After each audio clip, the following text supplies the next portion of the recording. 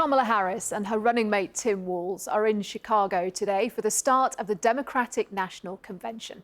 It's where she'll be formally confirmed as the party's presidential candidate during 4 days of speeches and VIP speakers. Our correspondent Emma Vardy is there. Leaning out of a 94th floor, this city of skyscrapers is a dramatic sight. Now thousands are descending on Chicago for the convention. This is an amazingly important and unprecedented thing that's going on. It will affect how Americans will vote in November. To us, this is a really important election. When you stand for freedom, whether it be to make decisions about your own body or love who you love, you fight for those things. There's been a surge of excitement for the Democrats' new presidential candidate since Joe Biden withdrew over concerns about his age. Kamala Harris has had a meteoric rise from Joe Biden's running mate to being the Democratic nominee to now leading in the polls against Donald Trump, and she's done it all in less than a month. Now the stage is set for the party to rally behind her, with former presidents Barack Obama and Bill Clinton among the big names who'll speak over the next 4 days. Expect plenty of razzmatazz as the Democrats try to keep this new feel-good factor going.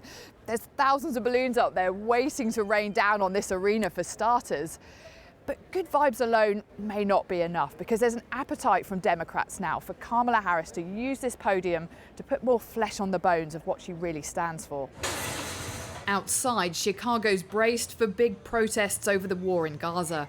One of several key issues Kamala Harris is yet to set out her stance on in detail. And come and take a look behind the scenes, because this is also a massive broadcasting operation for the American networks, which the Democrats would like to become must-watch TV.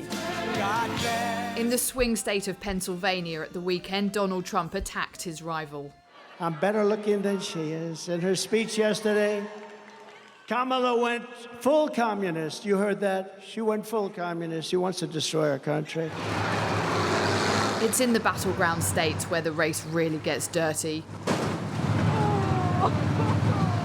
In Wisconsin, a demolition derby gave people something to cheer for.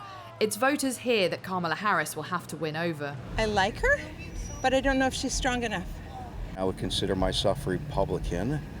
I don't know if Trump is the exact answer for that party, but I sure like his viewpoints. He did things, you know. Do you think Kamala Harris has got him rattled? I think, no. I think he has her rattled. In a race that's been upended in recent weeks, the two new opponents are only just getting their horns locked. Emma Vardy, BBC News. Our North America correspondent John Sudworth is in Chicago. John, it's been a big change, a new candidate in just a few weeks. So how's that affected the party mood?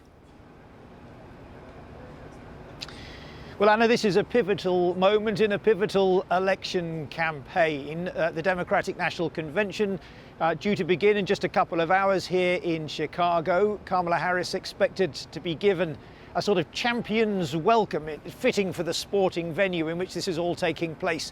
Behind me here, it comes after some tumultuous months in US politics. Joe Biden and his remarkable decision to pull out, Donald Trump surviving his assassination attempt. But Democrats feel they have the momentum. The question is, can she cement it? Can she talk over the heads of the delegates here to the country as a whole? Because although she has narrowed the gap, the polls are still very, very close, and challenges too within the Democrats' own base, with those protesters on the streets of Chicago demanding she takes a much tougher line with Israel and its war on Gaza. Thanks, John.